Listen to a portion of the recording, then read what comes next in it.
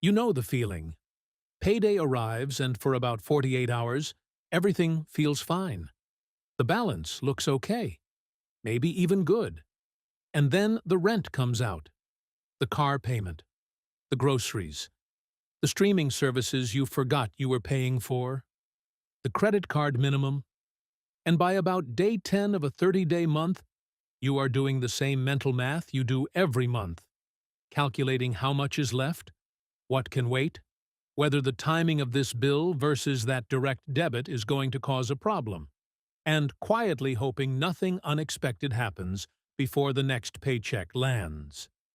This is paycheck-to-paycheck life. And if this description feels uncomfortably specific, that is because it is the majority experience of Canadian workers, not the minority, not the people who made bad decisions. According to the Canadian Payroll Association, approximately 47% of Canadian workers say they would struggle to meet their financial obligations if their paycheck were delayed by just 1 week. Nearly half of everyone working. This video is not about what you did wrong. It is about the specific, structural system that keeps most people in this cycle regardless of how much they earn, and the exact set of steps that breaks it.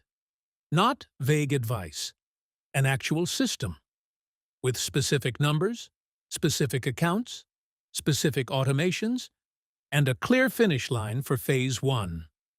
The feeling of checking your balance before every purchase. The quiet anxiety that follows you everywhere money comes up. The exhaustion of constantly managing cash flow in your head. That feeling is not permanent. It is a structural problem with a structural solution. Before the system, the honest diagnosis, because most people who are living paycheck to paycheck have already tried the obvious approaches. They've made budgets. They've cut subscriptions.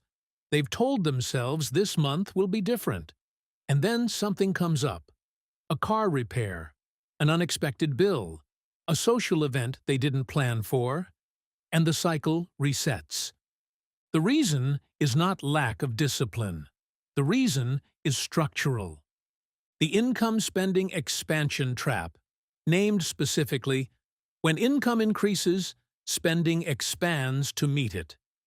This is not a personality flaw. It is a documented, nearly universal human behavior called lifestyle inflation, and it operates quietly and automatically without any conscious decision. A raise arrives. The rent goes up slightly because the upgrade felt manageable at the new income.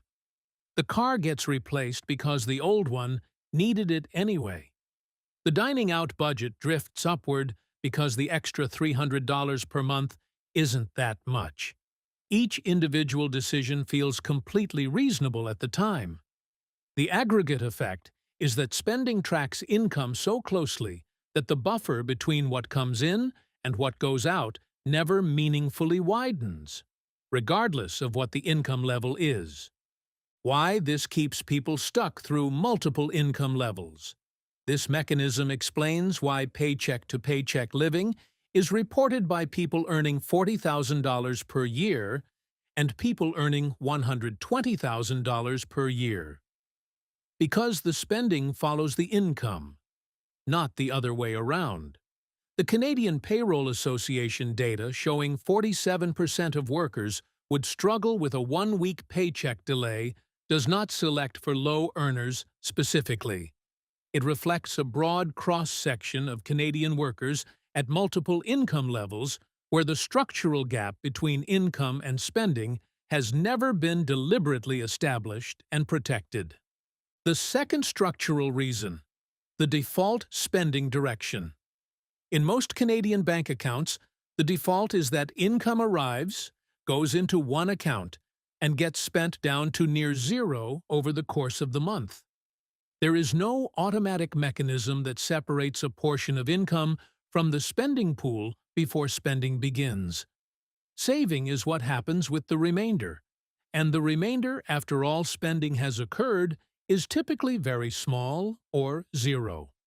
The system is structured so that spending wins by default.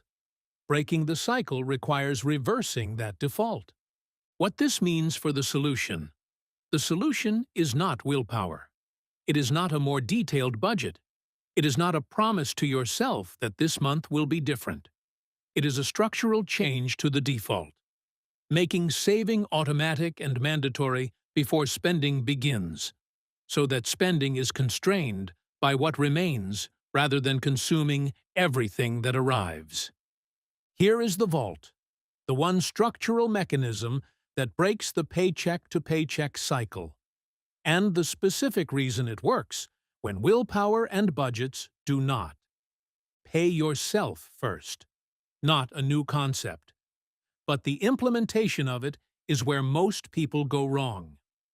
Pay yourself first means that on payday, the moment income hits your checking account, a predetermined amount automatically transfers out to a separate account before you have any opportunity to spend it.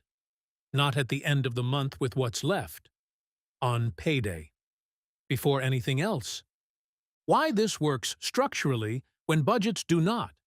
A budget is a plan for how you intend to spend. It requires active adherence, ongoing tracking, and willpower every time a spending decision is made. Pay yourself first is not a plan for spending. It is a structural constraint on available funds. When $400 automatically transfers to your savings account on payday, your spending account has $400 less in it. You do not have to choose not to spend it. It is not there to spend. The constraint is structural, not motivational. The specific implementation, 3 accounts. Account 1, your existing checking account. Income arrives here. This is the account all bills, groceries, and daily spending come from. After the automatic transfers execute on payday, this account holds only your month's spending money. Not your savings, not your emergency fund, not your investment contributions. It is a spending account, not a savings account. Account 2, a high-interest savings account, HISA, for your emergency fund. Separate institution preferred. EQ Bank, Oaken Financial, or another online bank offering competitive rates and no daily banking fees. The psychological distance created by a separate institution matters. When the emergency fund is in a separate account that requires a transfer to access, you are less likely to treat it as spending money. This account is the Phase 1 destination for your automated transfer. Account 3, a TFSA at a discount brokerage, Questrade, or Wealthsimple for long-term investing. Once the emergency fund is established, Phase 2, the automatic transfer redirects here, buying an all-in-one ETF automatically on payday. The automation setup, step by step. Log into your bank account online. Set up a scheduled transfer. On the date your paycheck arrives, transfer a fixed dollar amount to your HISA automatically. The amount should be whatever is genuinely sustainable. Even $50 per paycheck is a structural change. The specific dollar amount matters less than the fact that it is automatic and non-negotiable. Treat the automated transfer as a bill, not optional, not movable, not something to skip when a month feels tight. The psychological shift this creates. When the money is gone before you see it as available spending money, it stops feeling like a sacrifice. It feels like your normal income is slightly lower than it is. Your spending adjusts, usually without dramatic visible changes, because the remaining amount becomes the constraint rather than a target. The pay-yourself-first system requires that the spending account has enough to cover actual necessary expenses after the transfer executes. If the math does not work, if the automatic transfer leaves the checking account insufficient for rent and groceries, the transfer gets canceled in a moment of stress and the system collapses. So before setting the transfer amount, a one-time spending audit is necessary. Not to create a restrictive budget, but to understand where the money is actually going, so the transfer amount can be set at a level that is genuinely sustainable. The one-time spending audit, done in one sitting. Pull up the last 2 to 3 months of bank and credit card statements.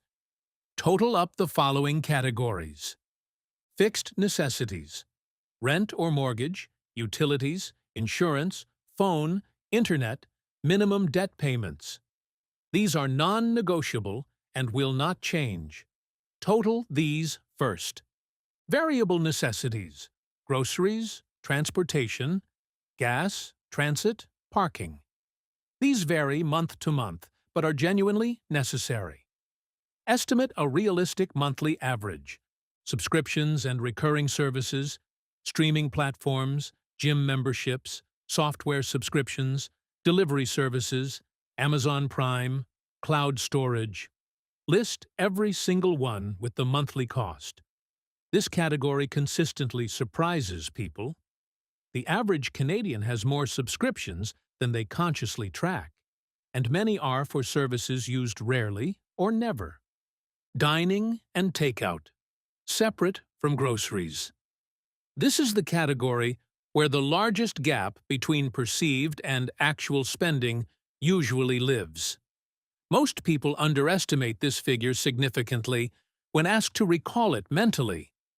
Everything else: shopping, entertainment, personal care, gifts, alcohol, impulse purchases. The miscellaneous category, what the audit usually reveals. Most people doing this exercise for the first time find 2 or 3 subscriptions they forgot about. A dining and takeout figure that is 30% to 50% higher than they estimated mentally, and a miscellaneous category that is larger than expected. The audit is not about eliminating any of these categories. It is about seeing them clearly so that conscious choices can be made about which ones are genuinely worth the cost, and which ones are just habitual spending on things that are not adding real value. The specific decisions the audit enables: cancel the subscriptions that are not being actively used. This is usually $30 to $80 per month of spending that disappears with no impact on day-to-day quality of life. Identify 1 or 2 dining or shopping categories where the amount spent genuinely surprises you, and set a specific monthly limit for each, not through willpower, but by using a separate account or prepaid card with a fixed monthly load.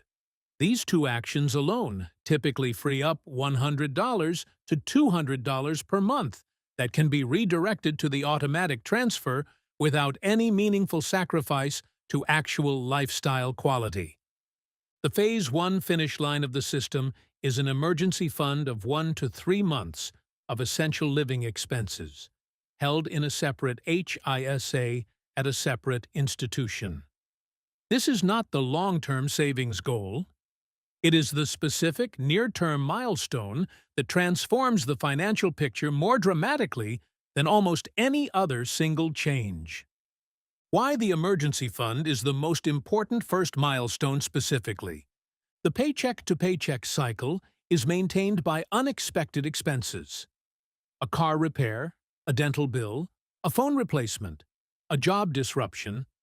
Any of these, without an emergency fund, forces the person into either high-interest debt, credit card, line of credit, payday loan, or depleting whatever small savings exist, resetting the cycle to zero, and often leaving a debt balance to service on top.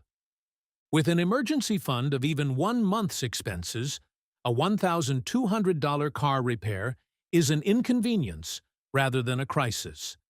It is paid from the fund is then rebuilt over the following months, and the debt cycle is not triggered. The financial anxiety that follows you everywhere, the quiet fear of something going wrong, is specifically the fear of an unexpected expense with no buffer. The emergency fund is the specific thing that neutralizes that fear. The specific target, what is 1 to 3 months of essential living expenses, essential expenses only: rent, groceries, utilities, transportation, phone, minimum debt payments. not discretionary spending.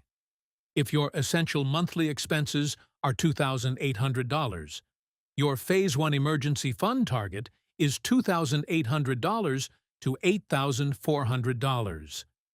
The timeline at different monthly contribution amounts. These timelines are honest. Building an emergency fund takes time on a modest contribution. The answer to that is not to feel defeated by the timeline. The answer is to start immediately, because the only thing slower than building it over 14 months is not starting for another 6 months and building it over 20. What changes when the emergency fund is built?